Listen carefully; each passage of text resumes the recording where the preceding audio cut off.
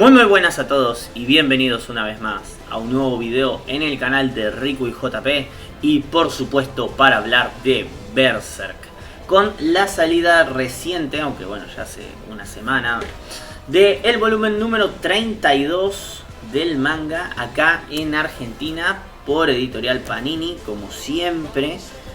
Y tengo que decir que este es uno de los volúmenes más épicos pero menos hablados por los fans de Berserk, ya que en este tomo no solamente ocurre una de las uniones más espectaculares de todo el manga, sino que lo que viene después no es para menos, ya que es la guerra o el principio de la guerra de Griffith contra los Kuyan. Momentazo el cual vamos a vivir en este tomo. Así que sin más, los invito a que me acompañen en este video, a que debatamos juntos qué nos pareció este volumen, y también los invito a que se suscriban, a que le pongan like a este video, que eso ayuda muchísimo, también que compartan, que pasen por nuestras redes sociales y todo eso que ustedes ya saben.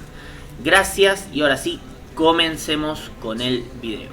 Bueno, además de este dibujo increíble que trae el tomo, el cual seguramente igual estarán viendo en grande, el volumen comienza con justo donde nos había dejado el tomo anterior, y es el combate de Guts contra Ganishka y la aparición de Zod, el cual, o sea, Zod y todo el ejército de Griffith, los cuales realmente la están sufriendo contra Ganishka. Ganishka es casi una deidad ya, o sea, en el mismo volumen vemos como Shirke explica que probablemente Ganishka esté usando elementales de agua y viento para tener esta forma, ¿no?, en la cual parece una nube Ganishka. Es muy interesante ver cómo funciona su versión apóstol, ¿no?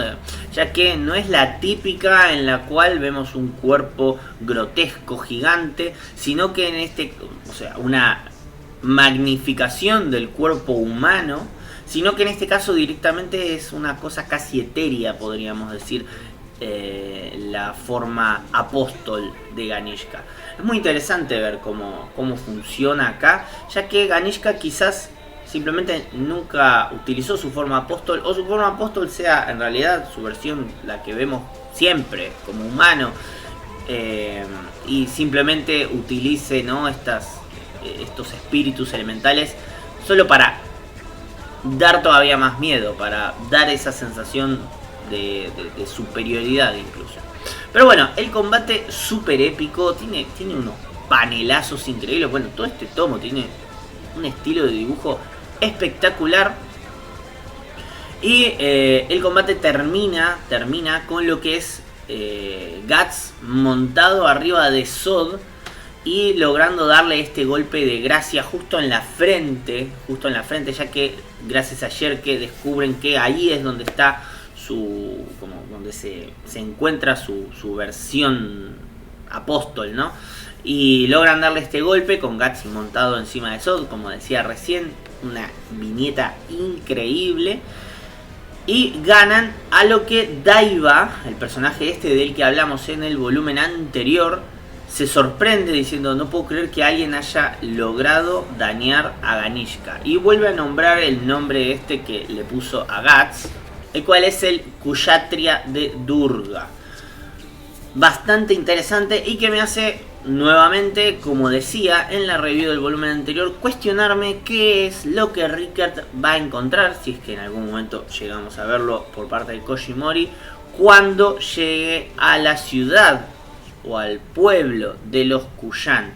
Realmente creo que es una civilización muy interesante, de la cual podríamos haber aprendido muchísimo si Miura hubiera seguido indagando, ya que la forma en la que utilizan la magia es muy distinta a cómo la utilizan en Occidente, podríamos decir. O sea, lo que son las brujas que conocemos, incluso algunos personajes mágicos que hemos visto por ahí, por Midland y todo esto, ¿no? Entonces me interesa muchísimo esto, y ojalá que Mori algún día nos explique un poco de qué va la magia allá, la magia y la civilización, ¿no? Pero bueno, vemos que el mismo Ganishka se sorprende, ¿no? Dice, no entiende, se agarra así la cabeza y es como que no entiende qué pasó.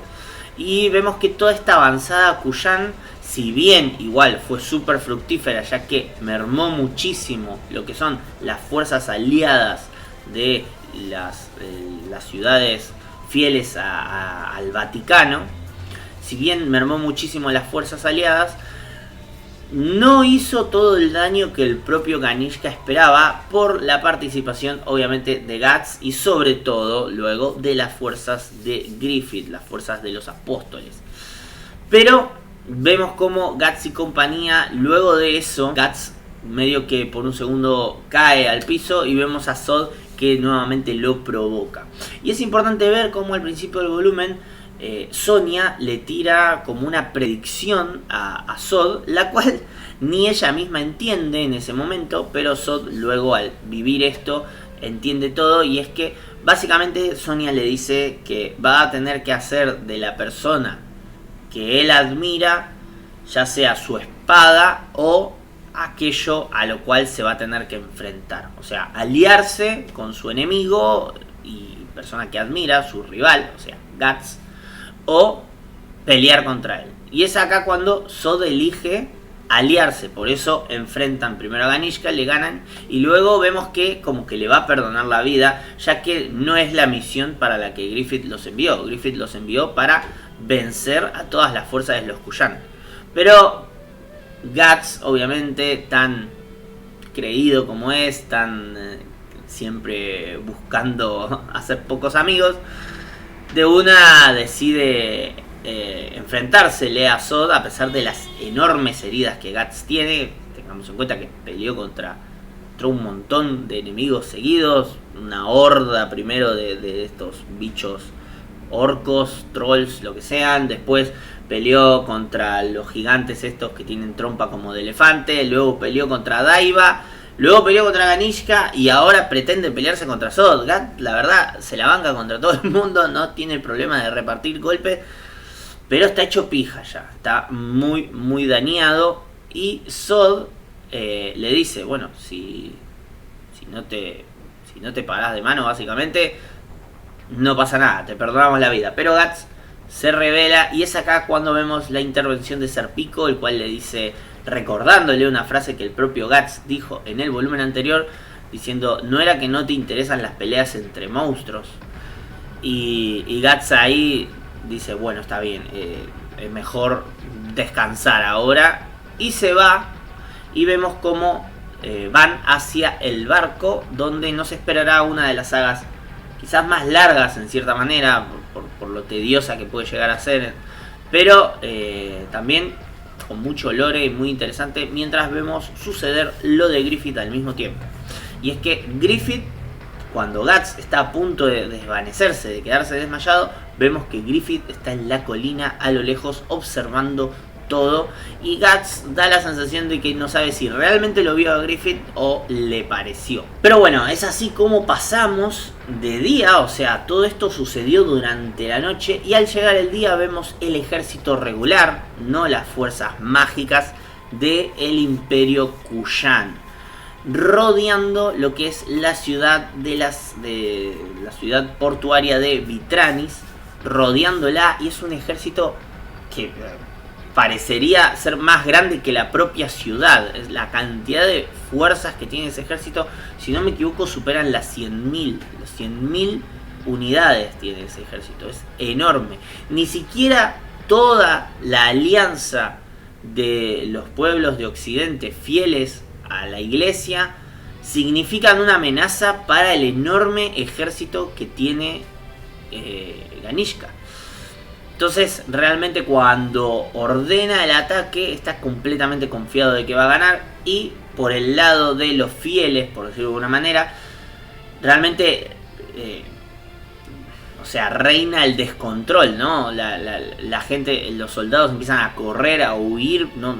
Se suicidan básicamente porque se tiran algunos por los puentes tratando de escapar. O sea, realmente es un desastre lo que sucede ahí.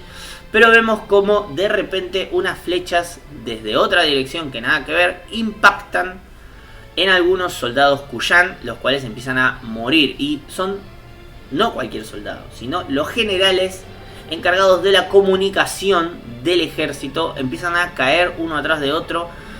Y vemos que esto empieza a ralentizar lo que es el ataque Kuyan, ¿no? El asedio Kuyan. Empieza a ralentizarlo, ya que las órdenes empiezan a no tener una cadena de mando clara, ¿no? Porque justamente estos generales, al morir, no hay nadie que transmita las órdenes que puede dar Ganishka o cualquier superior.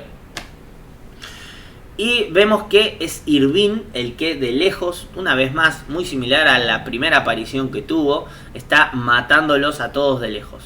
Y vemos cómo Griffith ahora sí comanda a sus fuerzas salir de lo que es una pendiente para como sorprender al ejército Kuyan desde un costado, desde el flanco izquierdo, creo que es, si no me equivoco.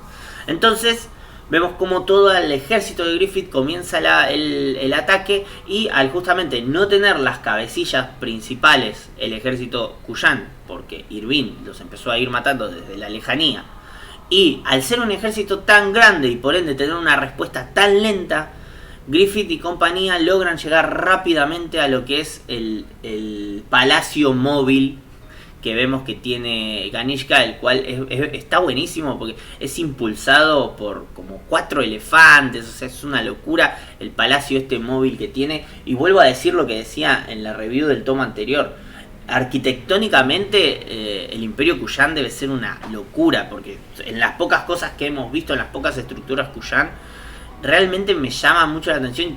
Vuelvo a decir, me encantaría verlo algún día, que Rickert vaya, ¿no? a lo que es la ciudad de los Kuyan.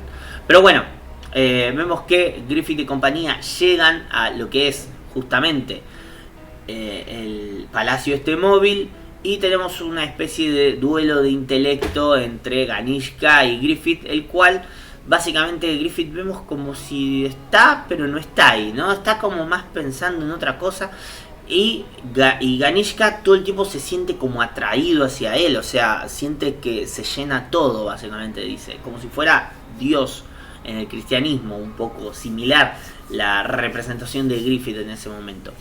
Y el propio Ganishka en ese momento siente que podría básicamente rendirse ante Griffith y se sentiría pleno, o sea, pero su orgullo es lo que lo impulsa a seguir adelante, y ahí libera todo lo que es su poder. Volvemos a ver su transformación, ¿no? Esta forma como de niebla que hace. Pero Griffith ahí automáticamente dice: olor a mar. Y vemos que viene de repente de atrás de él, ya que él justamente, como digo antes, venía de esta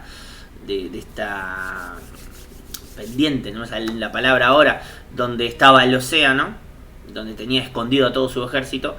Vemos que viene una gran cantidad de viento, un viento muy fuerte, y vuela todo lo que es esta transformación de Ganishka, haciendo que automáticamente Ganishka se cuestione: ¿realmente fue una casualidad o realmente lo hizo él invocar este viento tan fuerte?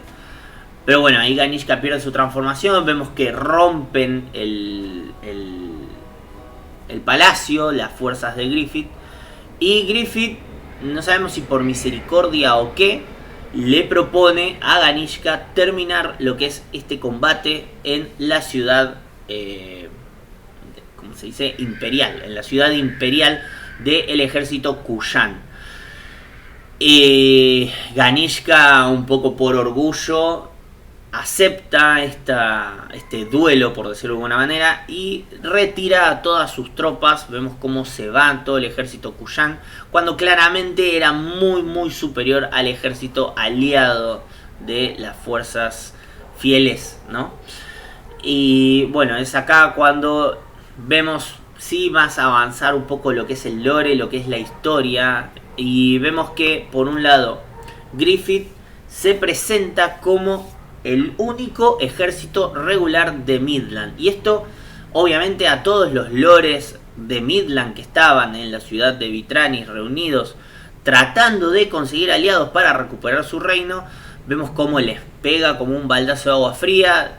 Pero Acá vemos a Sir Owen, el cual es el único que les dice a los lores que pero qué estuvimos haciendo nosotros. O sea, realmente Griffith y su ejército fueron los únicos que ayudaron en la resistencia de Midland, ¿no? Y además vemos que la trae consigo a Charlotte, o sea, fue capaz de salvar a la princesa, los cuales ellos creían que estaba la familia real completamente desaparecida. Bueno, vemos a Charlotte acá llegar. Ella los nombra el ejército regular de Midland, les propone a todos estos lores que se unan a ellos y lo nombra a Griffith, muy importante esto, como su prometido, haciendo que por primera vez en la historia de Midland un simple, o sea, una persona que no es de la nobleza, esté comprometida con justamente la realeza, o sea, con la princesa actual, reina podríamos decir, ya que en realidad no tiene, ya no está el padre, ya no está la madre, simplemente que no fue ungida todavía por la iglesia como reina, pero digamos, actualmente es la única persona de la realeza, ¿no? Pero esto no es todo, sino que también vemos que llega por otro lado Sonia y Mule con lo que es el sumo pontífice, el papa del mundo de Berserk, el cual obviamente al verlo a Griffith por primera vez se tira al piso como hacía Mosgus. Es muy loco cómo reza o cómo se entregan en cuerpo y alma los fieles de esta religión que existe en Berserk.